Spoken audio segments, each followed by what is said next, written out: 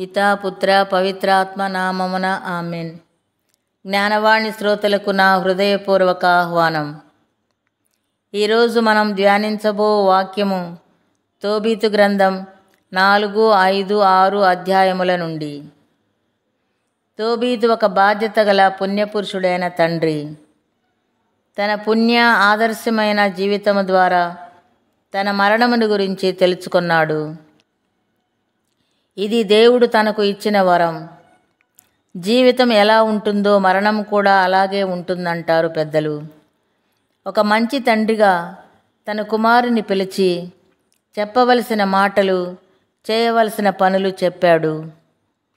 తనకంటే తన కుమారుడు ఇంకా దైవ ప్రేమలో, మానవ ప్రేమలో ఎదిగి తనకు ఒక మంచి పేరు, తన కుటుంబానికి తగిన గౌరవం సంపాదించాలని తన కోరిక.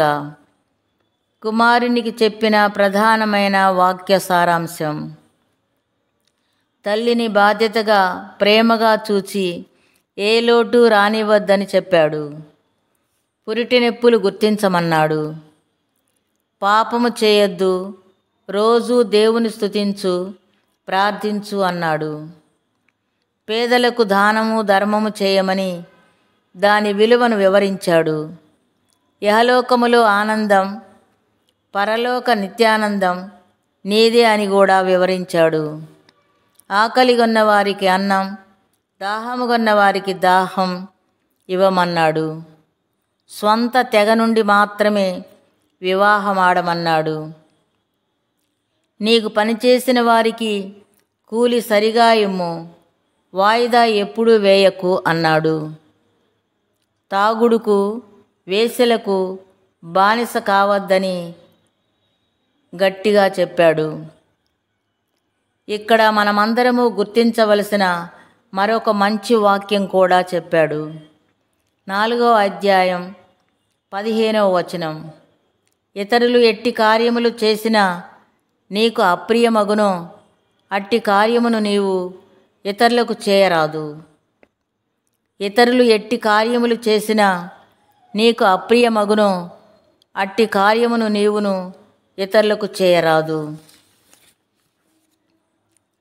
ఈ గ్రంథములో మరొక విషయం గట్టిగా గుర్తించవలసినది.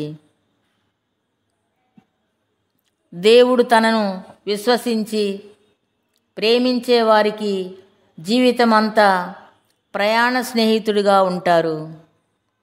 చిన్న తోబీతుకు రఫయేలు దూతనే దారి పొడవునా రక్షణగా, సంరక్షణగా ఉంచి తండ్రి దాచిన డబ్బును తిరిగి పొందేలాగా చేశాడు. మనందరకు తెలిసిన విధంగా రఘుయేలు కుమార్తెను అద్భుత విధంగా తోబీతుకి ఇచ్చి విజయవంతంగా వివాహం జరిపించి సురక్షితముగా ఇంటికి తీసుకొని వచ్చారు. పెద్ద తోబీతు చేసిన దాన ధర్మ పుణ్యక్రియలు ఫలించి పోయిన కంటి చూపు మరలా పొందాడు. మంచివారికి దైవకృప ఎలా మరీ వెంట నుండి రక్షణ, సంరక్షణ, స్వస్థత కలుగజేస్తుందో ఈ గ్రంథములోని వ్యక్తులు మనకు తెలుపుచున్నారు.